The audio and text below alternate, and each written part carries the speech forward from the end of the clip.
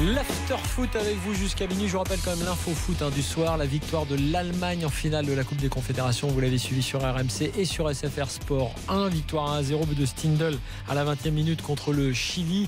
Je vous rappelle le palmarès de cette Coupe des Confédérations. Le Portugal termine 3e après sa victoire contre le Mexique de buts à 1 aujourd'hui. Les Portugais étaient menés 1-0. Ils sont revenus à la 90e et ils ont gagné en prolongation grâce à un penalty.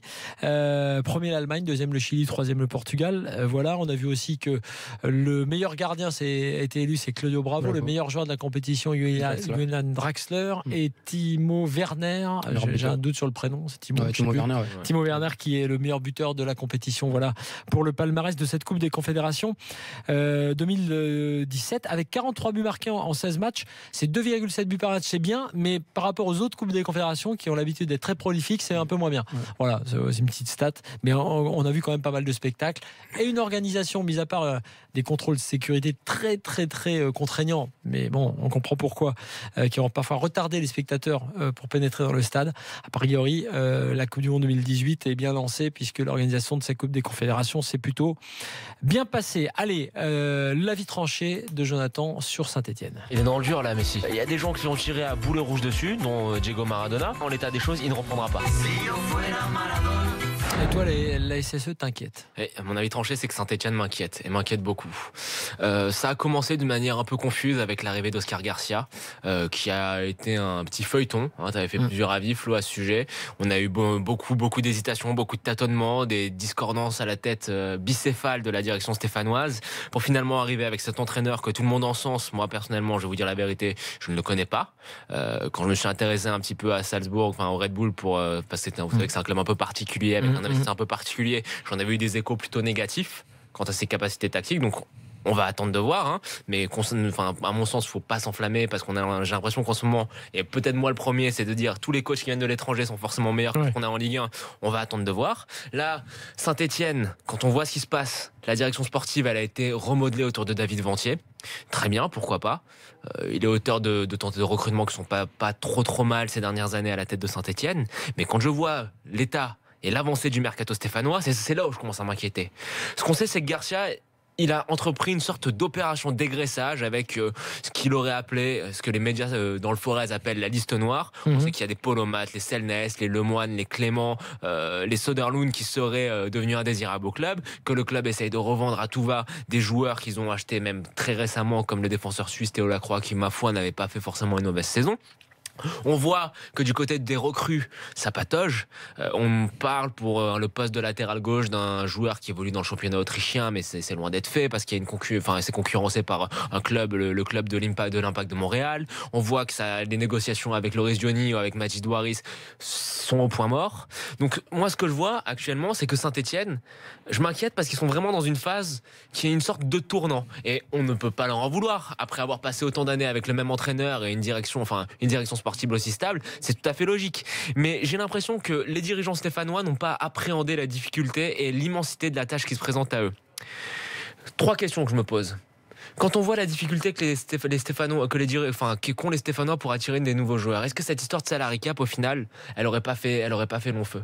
Est-ce qu'au final, ça serait pas devenu plus un handicap qu'autre chose? Même si, sur le principe, l'intention était louable, d'encadrer les salaires, de ne pas surpayer des joueurs. Maintenant, dans le contexte dans lequel on est, avec les droits télé anglais, avec la puissance de certains clubs, les nouveaux investisseurs, je sais pas si ça devrait pas être peut-être revu. La deuxième chose, c'est que je pense qu'ils n'ont pas assez appréhender le vide qu'allait laisser Christophe Galtier, non pas seulement sur le bord du terrain, mais aussi en termes de recrutement. On va pas refaire l'histoire, mais Galtier est un agent qui est assez influent et qui a permis quand même certaines choses à l'AS Saint-Etienne. Et le troisième point, c'est que je me demande en fait quelle est la lisibilité de ce projet. On a un entraîneur qui arrive, qui est un peu méconnu de tout le monde. On a une direction sportive qui est réorganisée autour d'un agent ou ancien agent. On sait même plus si David Ventier exerce toujours, s'il a toujours des mandats, mais une direction sportive qui est organisée autour de lui. Et ce que je vois, c'est que je sais toujours pas, on n'a pas eu Romeyer ou Cayezo qui sont exprimés, quel est l'objectif du club, quelle est l'ambition du club pour cette année, et ça me fait un peu mal au cœur, parce que je pense que Saint-Etienne, je veux dire, ouvrez les robinets d'eau tiède, mais c'est un monument du football, c'est un club qui nous a quand même fait plaisir ces dernières années. Alors c'est vrai que les dernières années ça a été un peu dur en termes de jeu, mais c'est quand même un club qui s'est stabilisé dans le haut du tableau, et on a quand même eu quelques moments d'émotion, notamment lors des premières années de Christophe Galtier. Mais je m'inquiète un petit peu, et j'espère que ça va un petit peu s'accélérer, parce que là, le mois de juillet a commencé, et j'ai l'impression qu'on est dans le flou total quant à Saint-Etienne. Et dernière chose, pour pas faire trop long, petit mea culpa, j'avais émis quelques doutes sur les qualités de Malcuit au poste de latéral, et au final, je dois avouer que cette saison, j'ai bien changé d'avis sur lui. Mieux, ouais. Et juste son départ, notamment de Saint-Etienne pour aller où? Pour aller à Lille. C'est très révélateur du manque de direction dont fait preuve Saint-Etienne en ce moment. Alpha, ton avis, puis après Jean-Baptiste, supporter des Verts, qui est avec nous. Déjà sur Garcia, moi je pense que c'est un coach que j'ai quand même eu la chance d'observer un petit peu plus près, parce qu'il y avait un joueur guinéen qui évoluait à Salzbourg, Naby. J'ai eu de bons échos de lui. J'ai vu l'équipe de Leipzig jouer quand Naby Keita était là-bas. Donc moi j'ai vu, sincèrement, s'il arrive à transporter cela à Saint-Etienne, ça va te faire un jeu offensif très intéressant, en tout cas très attractif, beaucoup mieux que ce qu'on voit. Mais avec qui? Il a raison, après maintenant, c'est avec quel joueur? Oui, mais c'est déjà c'est des jeunes en devenir. C'était des jeunes en devenir. C'était une équipe après dans un championnat ici qui n'est pas comme la France. Donc oui, mais s'il arrive quand même à exporter l'idée de jeu qu'il a et la façon dont il travaille avec ses joueurs, les échos que j'en ai eu avec un joueur guinéen qui évoluait là-bas, c'était très positif moi de mon côté. Maintenant du côté de Saint-Etienne, moi je pense que le projet, tu dis qu'il s'exprime pas beaucoup, moi je pense que le projet il est un petit peu clair, c'est-à-dire que c'est c'est changer d'air tout simplement. Galtier qui part, un nouveau coach qui arrive, avec forcément quand un nouveau coach arrive, une équipe qui a duré pendant un moment, il y a des joueurs qui doivent partir parce que tout simplement dans le jeu, dans le contenu, le coach qui a observé cette équipe, il sait qu'il y a des gens qui doivent partir pour qu'il ramène ses hommes à lui, pour qu'il puisse mettre en place quelque chose qui va dans l'ordre de ses idées. Donc forcément, tu as beaucoup de joueurs qui vont partir.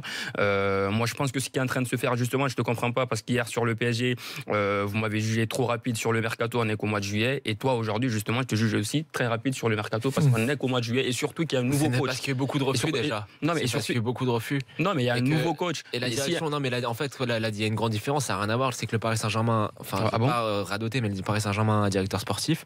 Là, la prise de décision en termes de recrutement à Saint-Etienne, c'est les présidents qui ont soi-disant mis en place une cellule sportive articulée autour de David Montier, mais l'entraîneur contredit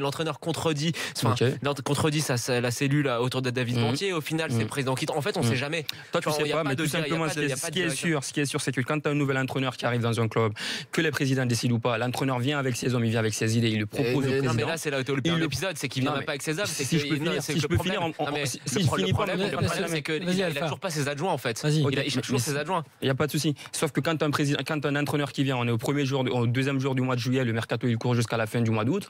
Donc moi je te juge un petit peu trop sévère et très pressé. Quand ça sera à la fin du mois de juillet et qu'il a toujours pas d'adjoint et qu'il a toujours pas les joueurs qui sont venus, il n'a toujours pas l'effectif qui a été dégraissé, tu pourras commencer à parler. C'est grave de ne pas avoir d'adjoint alors que le club a repris quand même. Jean-Baptiste est avec nous, supporter des Verts. Salut Jean-Baptiste. Bonsoir monsieur, bonsoir à tous. Alors, tu vas nous donner ton avis parce que c'est un débat qu'on a eu avant même qui est le choix de l'entraîneur, parce qu'ils ont déjà un petit peu cafouillé sur le choix de l'entraîneur qui n'était pas anticipé. Oui, exactement. Voilà, mon avis de base, c'est que il n'y a qu'un seul mot qui résume ça, c'est tristesse. Voilà, c'est tout. Ouais, c'est la tristesse de base parce que Saint-Étienne aujourd'hui, c'est plus attirant. Hein. Alors, Oscar Garcia, vous connaissez vous? Moi, je connais pas personnellement Oscar Garcia. Au début, on m'annonce Comboiré. Bon, Comboiré, c'est intéressant. Ils ont été trop vite avec Comboiré. Attends, c'est pas tout. Après, on m'annonce du Puel. En plus, tu sais que Puel est en train de se faire libérer par Southampton. Donc là, tu te dis, on va à fond sur Puel. Et ben non, il n'y a pas que ça. Après, on t'annonce du Ranieri. Et hop, Ranieri encore loupé. Donc du coup, tu te retrouves avec Oscar Garcia qui connaît rien de la Ligue 1, qui arrive avec un effectif, tu vois, par exemple, comme Jardim et Favre quand ils sont arrivés. Hein. Ouais, c'est ce que j'allais dire. Non, mais si tu veux la différence avec Bielsa, par exemple à Lille, parce que je vous entendais parler de Malcuit. Malcuit a envie de rejoindre Bielsa, mais c'est pas sur ça que j'ai envie de développer. Par exemple, la différence avec Lille, c'est que par exemple, Bielsa était au courant depuis 2-3 mois, si tu veux, qu'il allait aller du côté de Lille. Donc ce qui fait que Bielsa, il a pu déjà faire ses plans dans sa tête pour prévoir un petit peu son effectif. Mais là, le mec, il savait pas qu'il venait à Saint-Étienne. Donc du coup, il vient avec un effectif qui lui correspond pas du tout. Donc du coup, on va encore repartir sur une année qui va servir à rien, ou alors on va finir dans le ventre mou, on va finir 13, 14e, c'est tout ce qui va se passer. Il fait venir des joueurs, je ne les connais même pas, là, du championnat autrichien. Aujourd'hui, j'ai vu une latéral gauche, là, ouais. Ouais, voilà. Ensuite, j'ai vu, mais alors là, c'est complètement exorbitant, mais bon, les présidents, ils mettront jamais l'argent sur ça. Parce que de toute façon, depuis l'ère Galtier, les présidents, ils mettent même pas 3 millions, 4 millions, c'est trop pour eux. Déjà 2 millions, c'est déjà pas mal. J'ai vu un Camano annoncé à 8 millions, c'est n'importe quoi. Enfin, franchement, le mercato. Si tu veux avoir un bon mercato, à l'heure d'aujourd'hui, soit supporter de Bordeaux, de Marseille, de qui tu veux, sauf de Saint-Étienne, parce qu'aujourd'hui, le mercato de Saint-Étienne, il fait même pas rêver, quoi. Même Angers. Même Angers arrive à recruter Baptiste Guillaume. Ouais, pourquoi tu veux qu'il fasse rêver le mercato de Saint-Étienne alors que c'est Saint-Étienne, quoi. J'ai l'impression que, je sais pas, c'est un peu trop beau dans le jeu et dans l'attractivité. Tu donnes pas quelque chose de plaisant à voir en Ligue 1.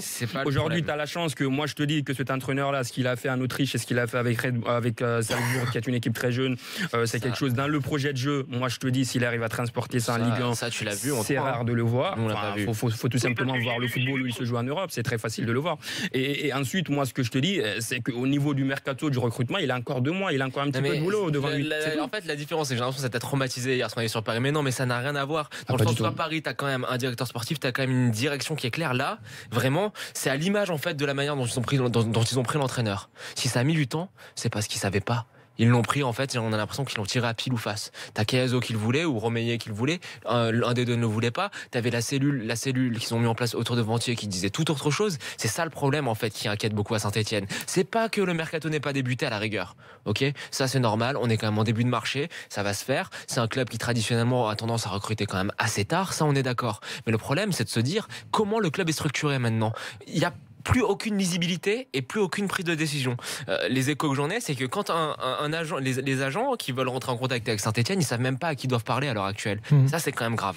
Tiens, il y a Drax Lavani sur le hashtag RMC Live qui dit: j'ai l'impression que la Saint-Étienne pense que ça va faire le même effet qu'avec Conceição à Nantes, mais j'ai des doutes. Merci Jean-Baptiste d'avoir été avec nous. Daniel, supporter des Verts. Tiens, juste inscrivez-vous à appeler pour le quiz si vous voulez gagner le lot du jour, un DVD, le DVD à ceux qui nous ont offensés, qui est un polar avec Michael Fassbender. Vous inscrivez, vous appelez le 32-16 et vous jouerez soit avec Jonathan, soit avec Alpha pour essayer de remporter ce DVD. Daniel, supporter des Verts. Salut Daniel. Je voulais parler pour modifier tous les trucs que vous avez dit et je suis prêt à parier sur ce qu'ils voulaient, même votre salaire pendant 1 an.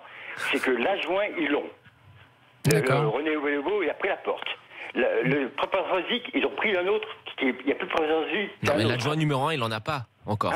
L'adjoint numéro 1 de Garcia. Regarde bien. Il n'a pas encore. Ils sont 3 d'entraînement. Bon, oui, mais c'est pas son adjoint. Enfin, c'est pas le numéro 1. Les entraînements, ils sont filmés. Mais c'est pas le numéro 1. Rochetou ne travaille plus pour Romeyer. Il est directeur sportif maintenant. D'accord, ouais. Il y a un poste officiel. Alors, les entraînements sont filmés. Donc t'es pas inquiet, toi ? Les entraînements, il y en a peu le matin, il y en a l'après-midi. Le matin et l'après-midi. D'accord. Ok. Il y a beaucoup de choses qui ont changé. Ouais. Et vous pouvez le parier contre vous, même votre salaire pendant 1 an. Ah bah tu vas pas aller loin avec ça. Ah si. Parce que moi je suis sûr de moi, parce que je vois que ça a beaucoup changé. Je voulais dire avec notre salaire pendant 1 an. En fait, c'est quoi que tu veux nous dire ? Je comprends pas en fait. C'est que déjà l'adjoint, le professeur physique, il n'y est plus.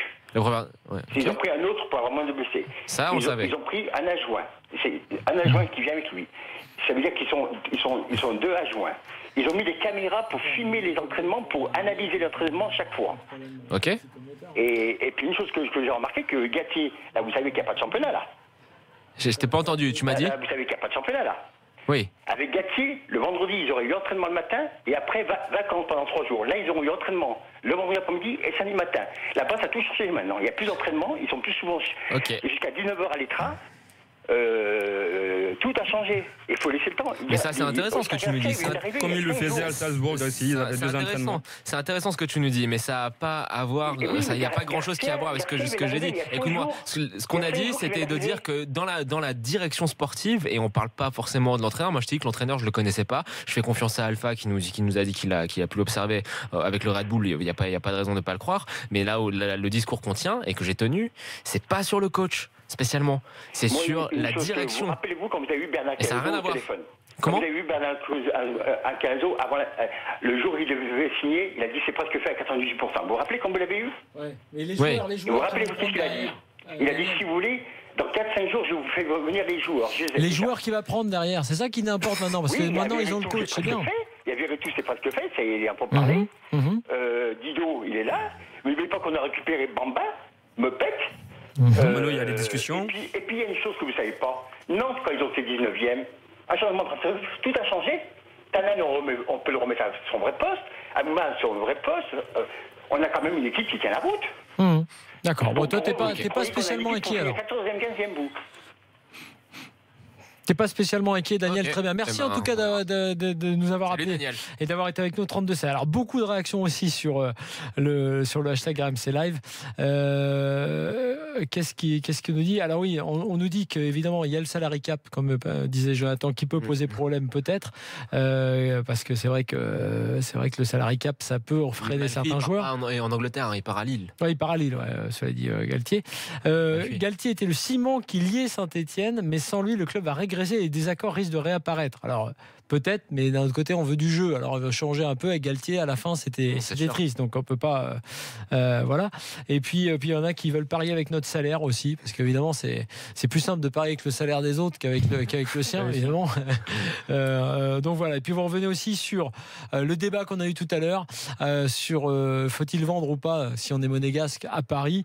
Monaco ne vendait pas les meilleurs joueurs au PSG, vendait au club étranger, ça c'était mon avis. Alors il y a Montes qui dit pathétique, parce qu'en gros on nous dit vous reprochez à la Ligue 1 de s'affaiblir, et la France monsieur. Et donc il faut se satisfaire que Monaco vende au PSG. Après on peut aussi, tout en souhaitant qu'il y ait des joueurs très bons en Ligue 1, on peut souhaiter aussi que par exemple le PSG fasse venir Alexis Sanchez, et on aura aussi une Ligue 1 qui progresse, comme ça a été le cas d'ailleurs avec Draxler, Di Maria et compagnie. À Monaco encore une ou deux années. Et finalement Mbappé à Monaco, ça laisserait un haut niveau pour la Ligue 1. Voilà pour vos avis sur Saint-Etienne. Je vous rappelle que dans l'été on va faire comme ça un petit tour d'horizon de tous les clubs, évidemment, et on parlera de tous les clubs et de leurs matchs de préparation également.